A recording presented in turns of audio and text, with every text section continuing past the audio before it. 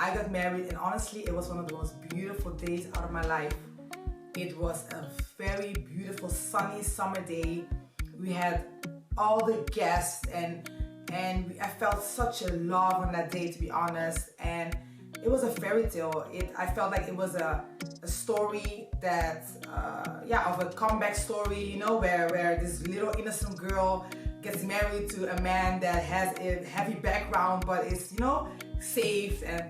And so it was the beginning of my new life. I moved out of my parents' house to live with my then husband. Hi everyone, welcome back to Breaking the Silence, the podcast.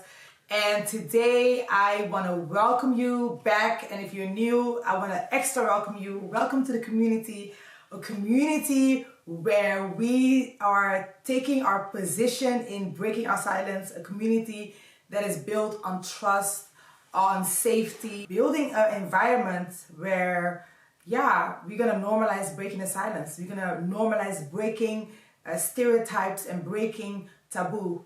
And I've started on this journey to release my story into the world. I want to reach as many others that I can, reach and help. And I've been on this journey to really send out my story in this world so I can set an example. Before I help others break the silence, I want to first break my silence. And at first, I really thought that I was just gonna, present one episode and share my whole entire story, which I thought my lowest point in my life is my breaking the silence moment. But the more I started thinking and reflecting on my healing journey, I started to realize that my lowest point in life didn't just happen, that every other thing before it really happened had to do with eventually eventually happened to me. So this week I would like to shine some light on my teenage years after I got saved, or when I got saved. I got saved radically. I became part of a discipleship-oriented ministry, which I'm so grateful for till this day, for everything that I was taught, for many great memories I had and many great trainings I've had received. But in that training, for a girl like me, a girl that doesn't really know how to give an opinion, a girl that knew very well how to suppress her feelings, a girl that had a lot of secrets, I came to realize that in that structure didn't really help me evolve in these areas that I was carrying. And I want to talk about the area of discipleship, where I was really completely surrendered onto God, and in that sense also completely surrendered onto my leadership. And I remember around age 19, I had a particular leader, let me just say regularly, I was encouraged to really live a life of accountability. And I believe in accountability, but let's remember, I'm a girl who doesn't know really how to set boundaries. It's never been taught to me in that sense to really stick it up for myself. So I was a very obedient girl. I became an obedient disciple. And I think that the more I reflect on that, I think the more I really want to break the silence on this topic, because there is a difference in between following someone and based on their opinions and really living out a life that is according to the Word of God. I really have to take a deep evaluation about is culture, the culture within a church. This platform is for the church. It is for those that have been in church for a long time. It's for those that have experienced church hurt, but it's also for those that are in leadership. I think that as leaders, we can always grow. I had to grow. I'm still growing as a leader, as an influencer. And one of the things that really caught me is the fact that I became a people pleaser in the church. And even though I thought that I was obeying Christ, there is a difference. There is a big difference between following Christ and following people. And I think that one of the dangerous things, and within the Christian community is that we create disciples that are following leaders based on their word, based on their opinions, based on a culture, based on an environment. And sometimes it has nothing to do with the Bible. It's just an opinion. It's that someone decided that it's okay or it's not okay, or I approve with this or I don't approve with this. Sometimes it gets so caught up. And as someone that didn't really know the word of God for herself, or was just very easygoing, I fell into the trap of really following whatever they would tell me to do. And I say it, I think that everyone that wanted to teach me something or has taught me something did it with the right intention. It was just a part of the culture. But because of that, around my age 20, I had big plans. I really wanted to have a lot of disciples. I really felt like I was called to share my life with a lot of girls. But I remember meeting someone that very, very soon within our meeting, I started realizing that this person started liking me.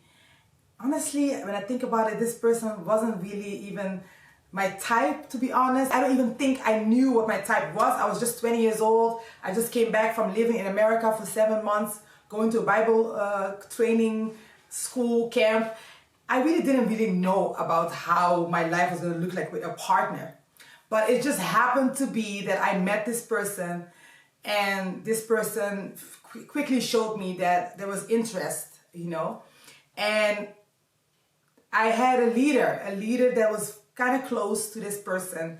And I remember, being influenced, I would like to say, to, look back at him. The way that he was looking at me, like, oh yeah, like, and I was told that he has great potential and that he's so called and he's so anointed. And honestly, before I knew, I started developing mutual feelings for this person. And that was the beginning of a friendship, beginning of a relationship. And to be honest with you, there were a lot of people around me that did not approve of this relationship. A lot of people that were concerned about this relationship, a lot of people that knew more about this person's background. But mind you, I was this innocent girl, 20 years old, and I wanted to fit in. I'm thinking about it, and I really wanted to kind of fit in. I started to believe the words that were being spoken, about this person. I started to believe the positive words, let me just say it like that.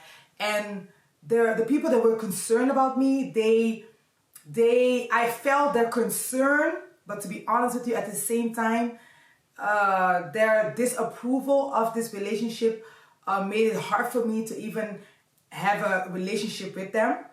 And so it began to be a lonely season in my life, because the people that, used to be very close to me started to become more distant. And this person had a history which I did not know a lot about. I didn't know nothing about, actually, to be honest. So I believe that he was changed, he was transformed, and everybody deserved a second chance. And that's how it went. We had this relationship, and it was very quickly that we got engaged, because in this setting it was normal to not take too much of the time to be engaged or to have a courtship, but to believe that if it's from God, that you just need to get married. And I was a very young girl, like I said, and my parents were very supportive. My dad was very confrontational. He told him that I'm an innocent girl. I was still a virgin. I never had a boyfriend before. I never brought somebody home.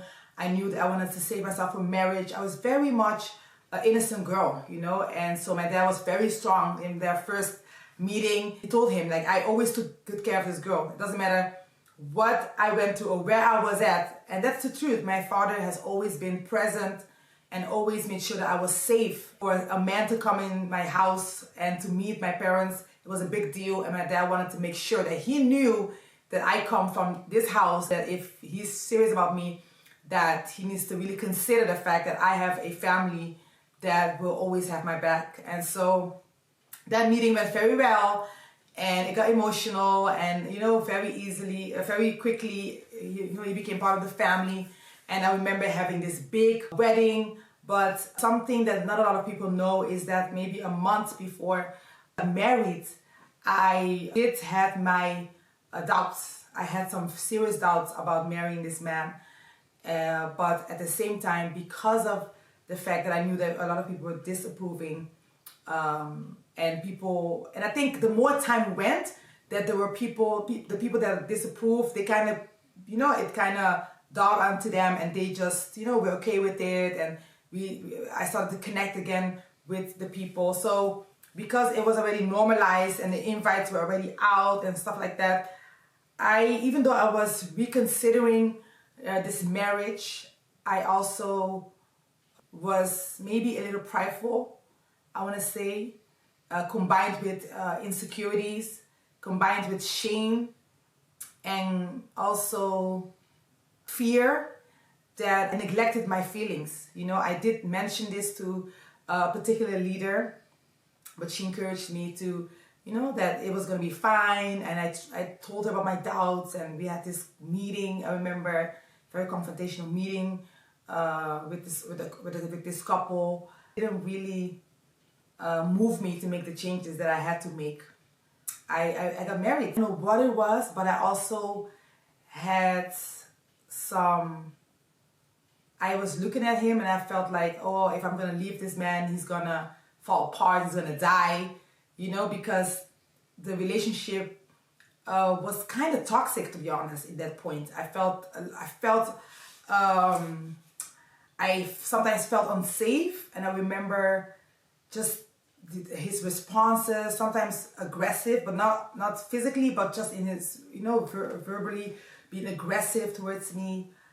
Sometimes, making me feel insecure about myself, and also the fact that he made me doubt certain things that I would see. Sometimes I would mention certain, I would like to say red flags. I would say, hey, what about this? What about that? And I remember he didn't really like it when I would ask him those tough questions about, those deep areas. But I also was very young, and so I was in tune with my feelings, but at the same time, I was also disconnected with my feelings. I was also able to suppress them. So every time something came up that I thought, I think this smells fishy, he would convince me that I didn't see it the right way or whatever. So I would get convinced, and I would feel, okay, yeah, And at the same time, even though he was very aggressive verbally, he also made me feel like he couldn't live without me. And so because of that, I also felt like, no, I need to stick it out and it's going to be fine. I don't know if you guys are following me, but it's like this facade that, at one hand, you feel like you have to leave, but at the other hand, you're kind of afraid, or, it's like getting a hold of you, that whole situation. And so I was being influenced. I was highly being influenced by everyone else except for my own intuition. And so I got married on August 27th, which is my birthday. I got married, and honestly, it was one of the most beautiful days out of my life. It was a very beautiful sunny summer day. We had all the guests, and I felt such a love on that day, to be honest. And it was a fairy tale. I felt like it was a story that, of a comeback story, where this little innocent girl gets married to a man that has a heavy background, but is, saved. And so, it was the beginning of my new life. I moved out of my parents' house to live with my then husband, and he was a men's home director, he was someone that was leading recovery drug addicts that had addiction, that had needed recovery, that needed direction, that needed discipleship. The lady of the house was going to make sure that the house is warm and those men are being well taken care of. And so we had a big responsibility within our church. We had a big responsibility within the church. I was also a leader of the girls and the teenagers. So we were very much churched, very much involved in ministry, full-time involved in ministry, highly involved, frontline. And it was an exciting journey, an exciting life that was ahead of us. That's what I thought, that's what I assumed, that's what I expected. And that's what we went for. And I'm telling you all of this is that the whole setup, the way that it was set up for me, that I feel like the discipleship area is where disciples are being pushed into a direction, and also where there's not a lot of room within the discipleship relationship for you to really express. That I think that what I needed in that season was someone who's gonna say, "Hey, Queen, what do you feel? What are you thinking? What are you feeling? What are your concerns?" I wish that my my leaders that were concerned about me would have got me in a room and said, "Queen, you're not gonna do this.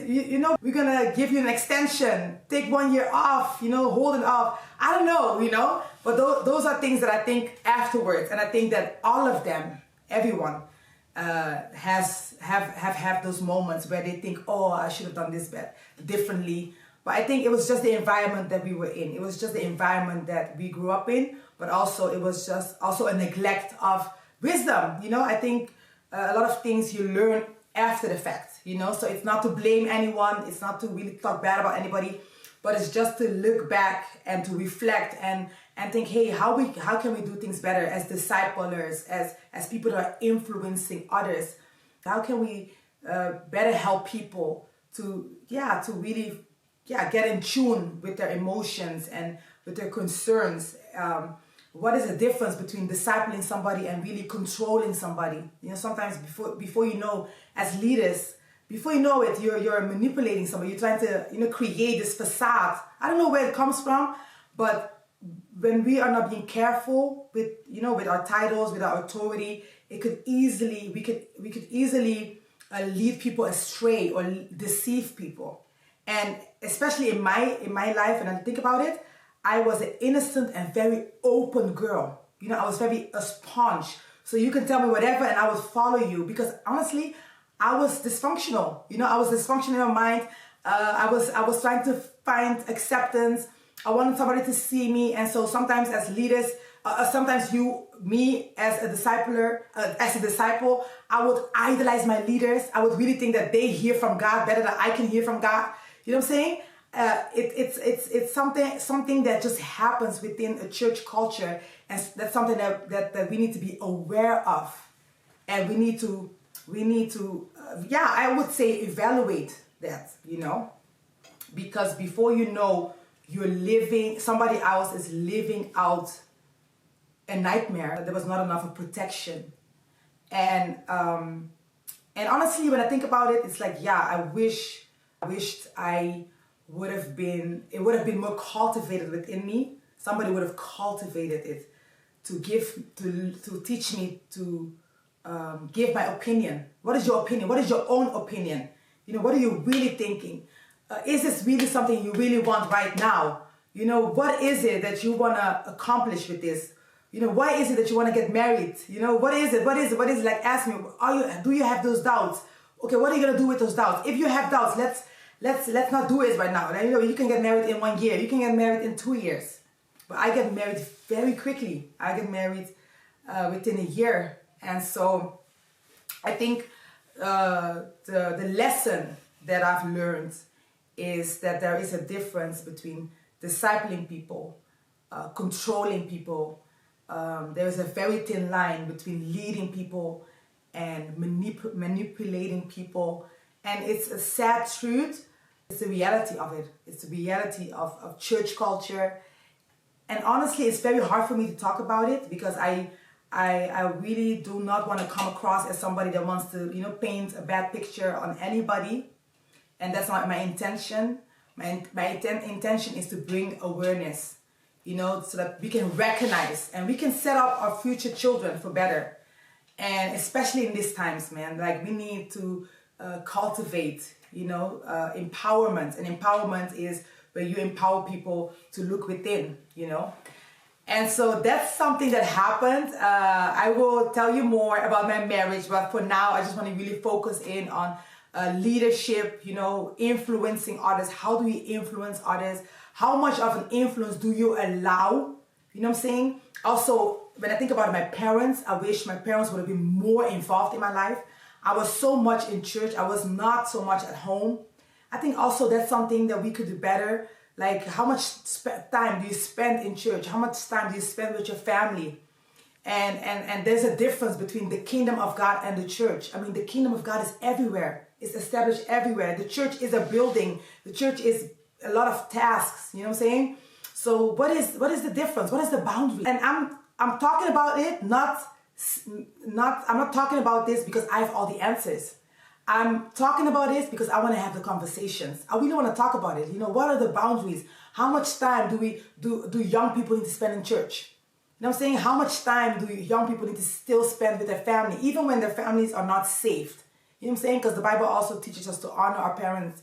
And so what is that thin line? I want to break the silence, not because I have all the answers, not because I want to be critical, but I really want to bring it up so we can talk about it, so we can normalize these things.